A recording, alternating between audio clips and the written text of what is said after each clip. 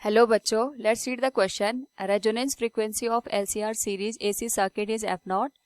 Now the capacitance is made 4 times. Then the new resonance frequency will be. Here we have 4 options. Now first of all, we will discuss here the key concept which is resonating circuit. Now जब भी हम यहाँ पे resonating circuit की बात करेंगे, वहाँ पे LCR सर्किट गिवन होता है या तो सीरीज में या तो पैरेलल में. उस पर्टिकुलर केस में जब रेजोनेंस होता है तो सर्किट में मैक्सिमम करंट फ्लो होती है और कुछ अदर कंडीशंस होती है, लाइक पावर फैक्टर की वैल्यू 1 होती है और वहां पे XL की वैल्यू XC के इक्वल हो जाती है. नाउ यहाँ पे अगर हम देखें तो अज्यूम जो इंडक्टेंस की वैल्यू गिवन है L, कैपेसिटेंस की वैल्यू है C और यहाँ पे जो रेजिस्टेंस की वैल्यू है that is R.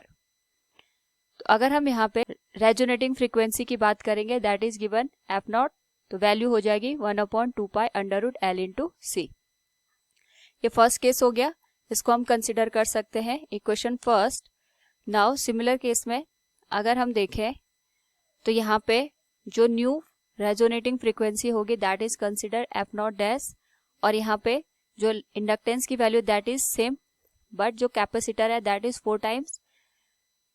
So F0 dash will be 1/2 pi 2 √L into C. तो अगर हम देखें इस पर्टिकुलर केस में 1/2 pi √L into C की वैल्यू इक्वेशन फर्स्ट से it will become F0 dash equals F0 divided by 2. So we can say from the given option the new resonance frequency will become F0 by 2. Option D will be the correct answer. Hope all you understood it. Thank you and best of luck.